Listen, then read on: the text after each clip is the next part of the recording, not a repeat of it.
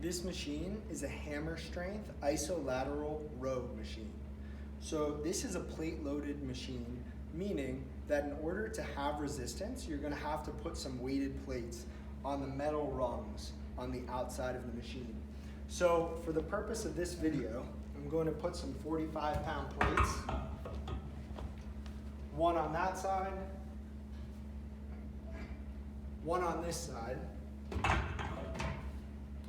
And then the next thing that I'm gonna do is adjust the seat height. So for this exercise, the seat height is really going to depend on what you're going for and what muscle groups that you wanna target. For the purpose of this video, I'm gonna give you a general seat height that's gonna work well for most people. So the seat height that you desire should be one that where you sit on it, your chest is in line with this front chest pad, okay?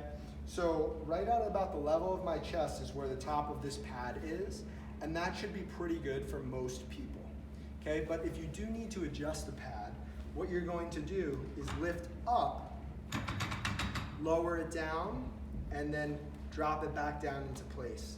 And again, if you want to lift the pad up, you're going to tilt it up, lift, drop it back down into place. So I'm going to put it at a good height for me, which is around level 5. And then I'm going to sit down on the seat. Now, before I put my chest on the chest pad, what I want to make sure is that my feet are up on one of these support surfaces. So there's a few support surface options here. I'm going to put mine on the horizontal pads. There are also vertical pads that you could put your feet on if you like, or if that's more comfortable. So again, my feet are on the horizontal pads. Now I'm going to lean forward so that my chest is on this front pad. From here, I'm going to grab both handles and pull them back toward me.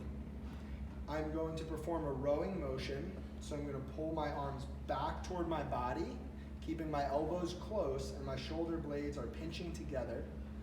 And then I'm going to let my arms go forward, and I'm going to repeat that process, pinching my shoulder blades back together at the end of the motion. Now, there are a few handle options here. So I used the top horizontal handles, but there are also wide and narrow vertical handles, and then lower horizontal handles. So 4 handle options in total.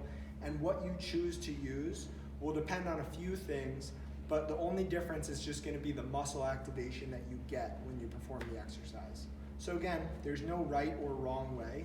You just want to make sure that everything's comfortable, that there's no pain, and that you're moving through a slow and controlled motion the whole time. That's it for the hammer strength row.